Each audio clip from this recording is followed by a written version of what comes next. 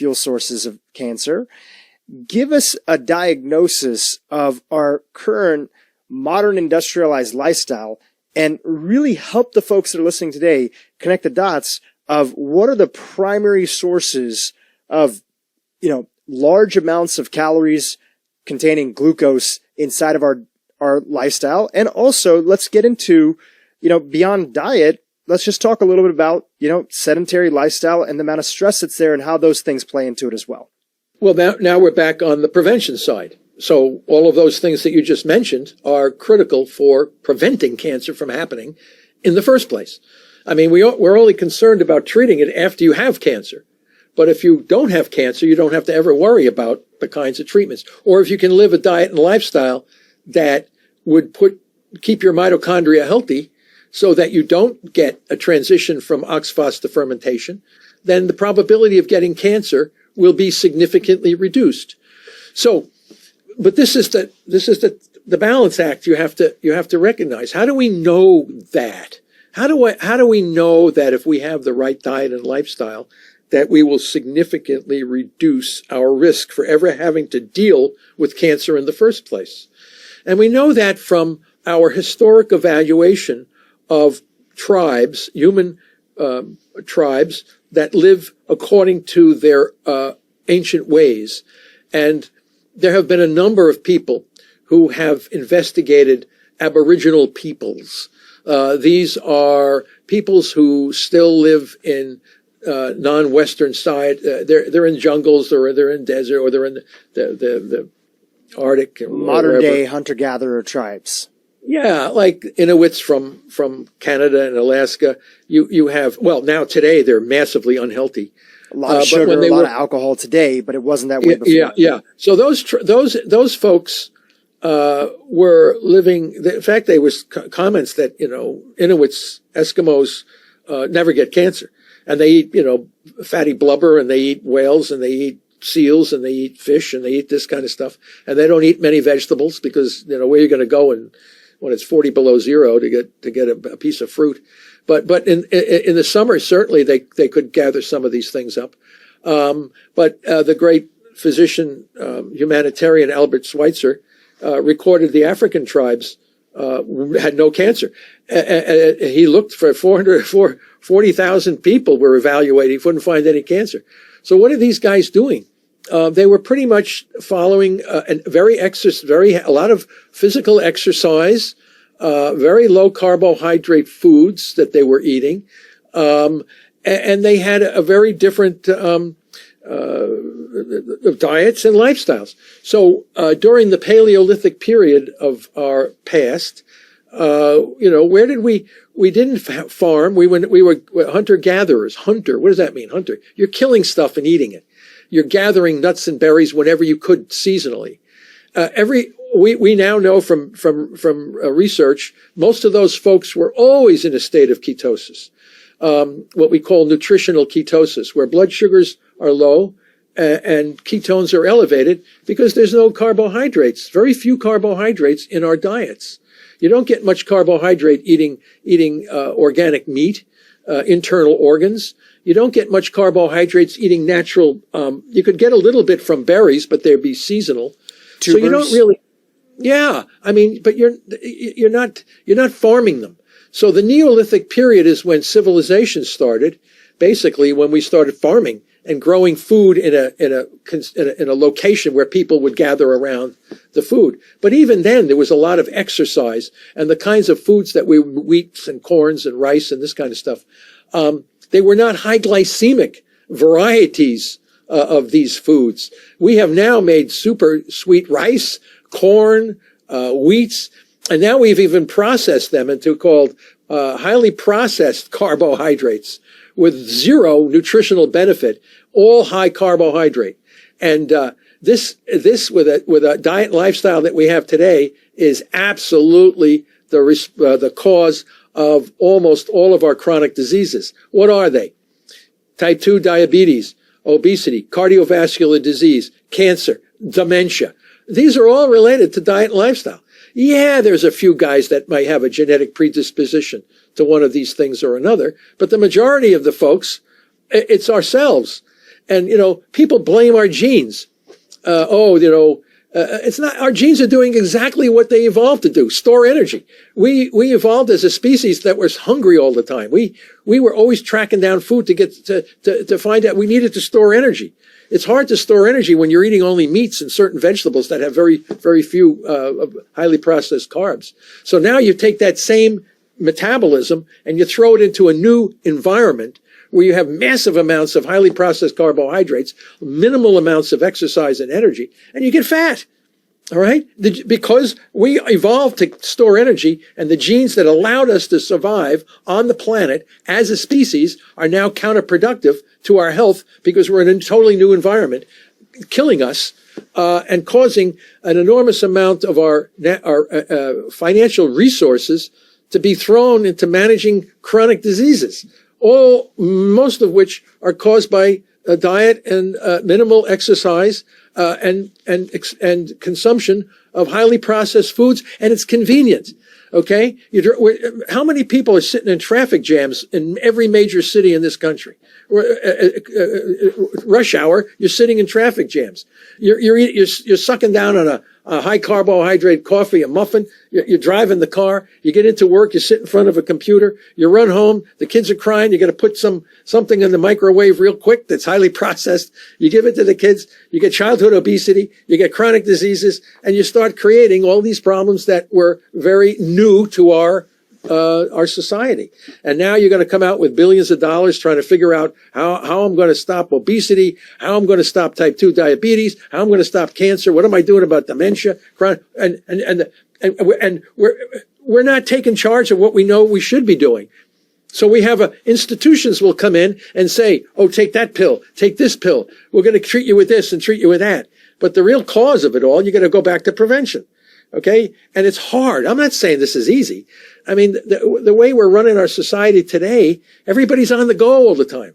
Everybody's just locked into a computer with headsets, walking around with headsets on. I mean, we're just deviated so far, in a short period of time, a few hundred years into this new environment, and it's accelerating, massively accelerating. With the technology that we have making our lives easier and easier, putting us at more and more risk for chronic diseases. And then you end up with cancer, and then you're trying to figure, oh, what's this cancer? The dementia, man, that's another epidemic. Obesity is an epidemic. Dementia is an epidemic. Cancer is an epidemic. And it's all coming from rapid changes in our diet and lifestyle over the last several decades. Well, you chatted about diet, and I want to just clarify a couple points there to make sure, that our audience, obviously we've done a lot of episodes on diet.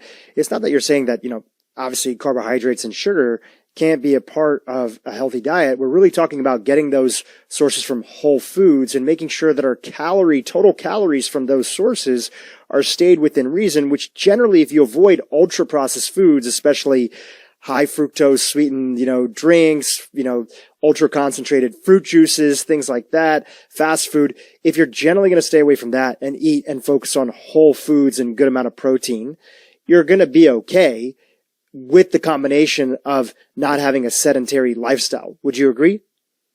Well, I think it's also the fast food industry as well. I mean, you got to recognize how tasty those things are. I mean, we evolved to want glucose. We evolved as a species to like sweet things.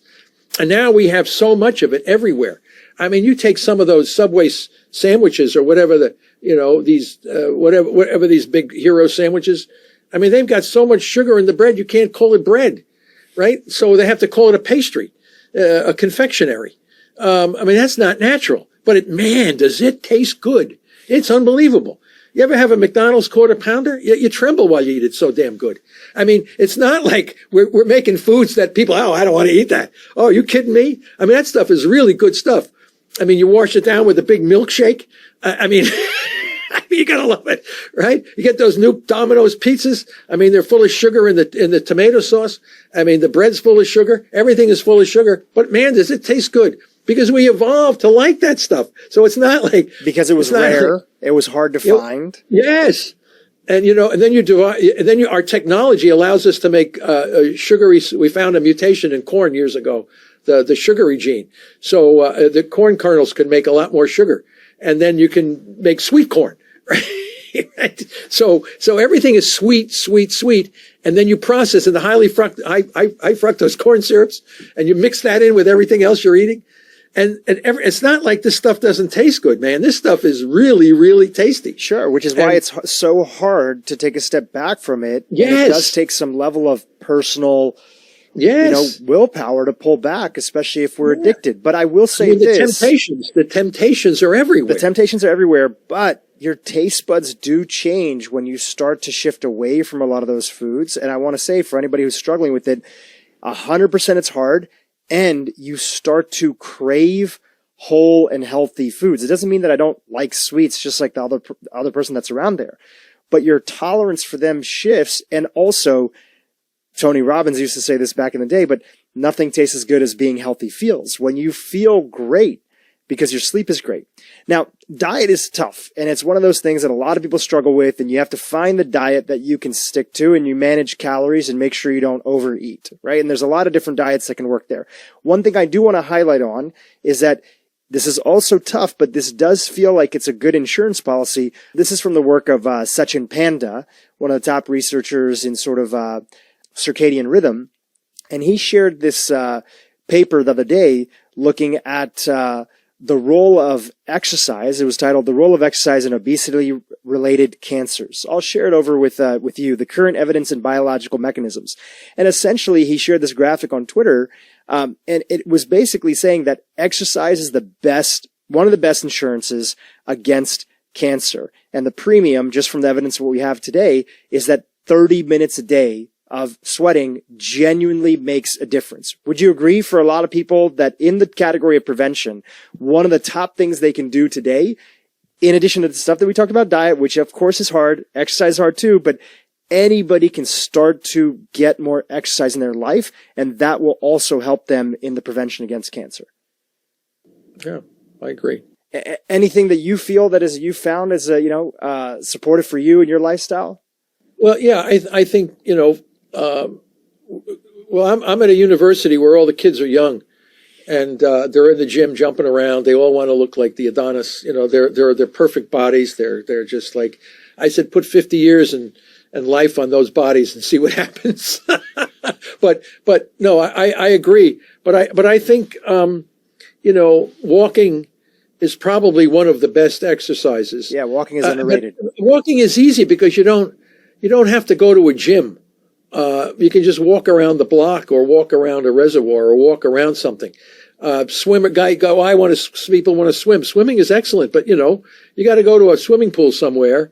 I mean, you're working in an office, and now you have to go somewhere, get into a bathing suit, swim around, put your clothes back on, and then, walking, you can just, go out and do, just walk around. It's a good way to clear your mind. It's a good way to start to focus on things that you may not have been able to focus on while you were working at the desk and doing your work. And it depends on the kind of work you're doing. I mean, construction workers, of course, are outside, and they have a lot more activity than some office workers, say. But we're all in the same environment, and we're all challenged by the same issues. How are we going to try to prevent, again, cancer, also obesity? Because all these things are linked. With the anti-smoking campaign, obesity now has moved into a high risk factor for cancer. But obesity is also linked to type 2 diabetes, which is another epidemic. All of that's related to elevated blood sugar and lack of exercise. So you can break it all down to blood sugar and exercise.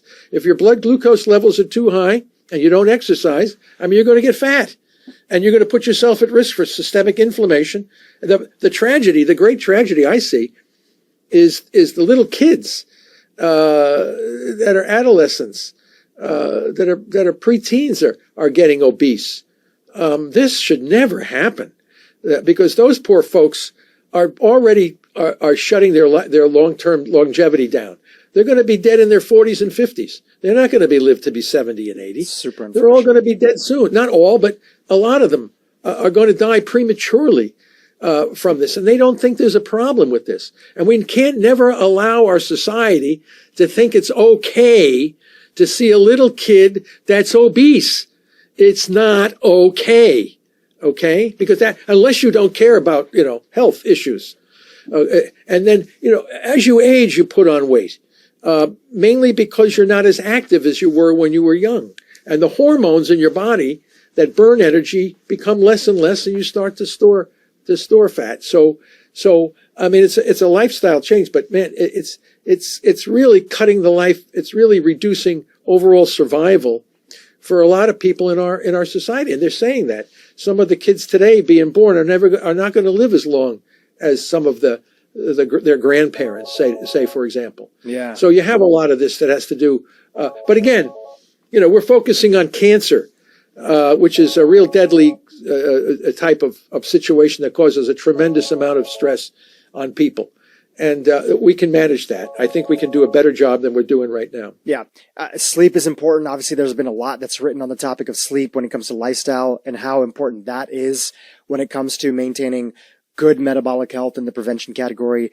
I would be sad if we didn't at least mention that. Not that we have to go too deep into it, but sleep, stress reduction, exercise, and a lot of people who are trying to get their, blood sugar under control. And especially for my audience that's listening, less so on YouTube, more on the podcast or on the audio, they're trying to dial into the perfect diet just by significantly putting attention into strength training or even being serious about walking, and getting those 10,000 steps in a day. They can see dramatically huge improvements in their blood glucose just by including in exercise. Well, 10,000 steps a day is I mean, you got to be doing a lot of walking to get 10,000 steps. I know, but it's doable, right? It's like we have to. In New York City, you walk from one side of the island to the other. I mean, you're going to get a lot of steps. But some people are sitting in cars in traffic, and to get 10,000 steps, you're going to have to take a chunk of your day. I agree with you. You have to have a job that's going to give you that opportunity to take 10,000 steps For sure. And that's the kind of steps that you get cardiovascular exercise from as well. Yeah, because some people can walk back and forth and never really get their body into a rhythm.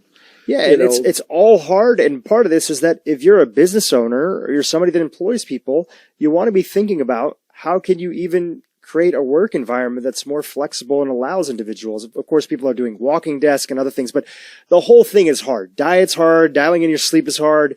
Exercise is hard. The whole thing is hard. But guess what's really hard is getting cancer is also really hard. Yeah. And also people like the easy way out. This is just part of our nature. That's why Ozempic, the pill for losing fat, right? It was a diabetic drug. A lot of people now are using it to lose weight. You don't have to suffer through Weight Watchers and all these kinds of special diets. Just jack yourself up with Ozempic. Well, since you brought it up, all of a sudden you see how many people are doing it. It just tells you who we are as a species.